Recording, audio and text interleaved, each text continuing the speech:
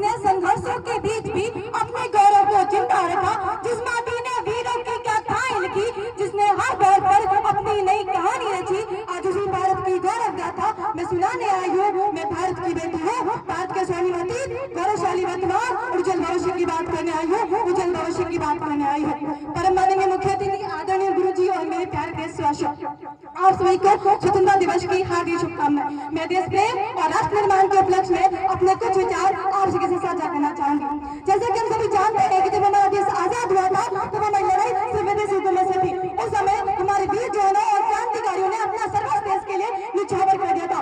भगत सिंह, सुखदेव और राजगुरु ने हंसते हंसते फांसी को गले लगाया था। महात्मा गांधी ने सत्य और अहिंसा को अपना हथियार बनाया था। और हम उन अनगिनत वीरों को कैसे भूल सकते हैं जिनका नाम शायद इतिहास की किताबों में नहीं लिखा गया, लेकिन जिनके बलिदान से ही हम आज आजादी का जश्न मना रहे हैं। मैं नमन करती हूँ उन वीर जवानों को जिन्होंने देश में अपने प्राण लुटाए हैं। उनके बलिदान के बदले से ही हमने आजादी के लिए जलाए हैं, हमने आजादी के लिए जलाए हैं। महोदय, मैं आज इस मंच पर आपसे एक छोटा सा सवाल पूछना चाहूंगी कि क्या साल में 2 बार तिरंगा फहरा देना हमारे देशभक्ति की तीसरी है? नहीं, असल मायने में देशभक्ति तब संभव होगी जब इस देश में संविधान का सम्मान करेंगे, जब जाति, धर्म और भाषा से ऊपर उठ करके हर पार्टी का सम्मान करेंगे, जब भ्रष्टाचार, हिंसा और भेदभाव का विरोध करेंगे। देशभक्ति केवल देश पर मरने मिटने का नाम नहीं है, बल्कि देशभक्ति तो ईमानदारी से जीने का नाम है। मेरे युवा साथियों, हम एक ऐसे देश में रहते हैं जहाँ विज्ञान में चांद और मंगल पर और खेल जगत में हमारी बेटियां स्वर्ण पदक जीत करके पूरी दुनिया में भारत का तिरंगा ऊंचा करती है, तो नहीं, आज भी कहीं ना कहीं हमारी बहन बेटियां इसी देश में असुरक्षित भी है। हम इस देश के निवासी हैं जहाँ अन्नदाता किसान कर्ज के बोझ तले दबे जा रहे हैं और हम भोजन की उपाधि करते हुए जरा भी नहीं हिचकिचाते हैं। कड़वा है लेकिन सच है कि जब तक हम अपनी कमियों पर बात नहीं करेंगे तब तक हमारे राष्ट्र का वास्तविक निर्माण संभव नहीं होगा।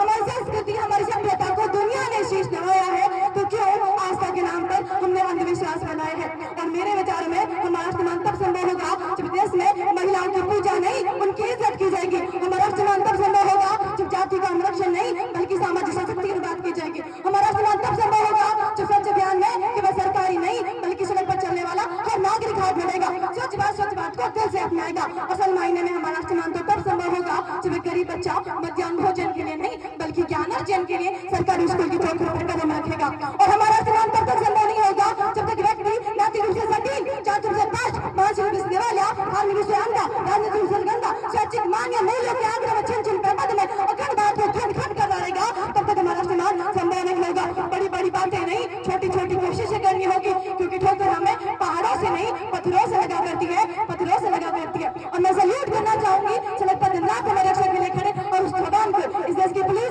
प्रशासन और किसान को, इस देश के उस नागरिक को जो अपना काम पूरी ईमानदारी, पूरी मेहनत, पूरी लगन के साथ करते हैं, जिनके बिना राष्ट्रमान की कल्पना करना भी असंभव सा लगता है। और आज इस 15 अगस्त की पवित्र धरती से ही हमें यह तय करना होगा कि हम सिर्फ एक आजाद देश के नागरिक बनकर नहीं जीएंगे, बल्कि इस देश की आजादी के रखवाले बनकर जीएंगे। हम वो युवा है जो इतिहास पढ़ते ही नहीं, बल्कि इतिहास रचते हैं। हम वो शक्ति है जो भारत का भाग्य बदल सकती है। तो उठो, जागो और संकल्प लो। जब तक इस देश से अशिक्षा, भुखमरी और भ्रष्टाचार का नामो निशान नहीं मिट जाता, तब तक हम शांत नहीं बैठेंगे। अपने भारत देश को फिर से सोने की चिड़िया नहीं, बल्कि दुनिया का सिरमौर बना के दम लेंगे, दुनिया का सिरमौर बना के दम लेंगे।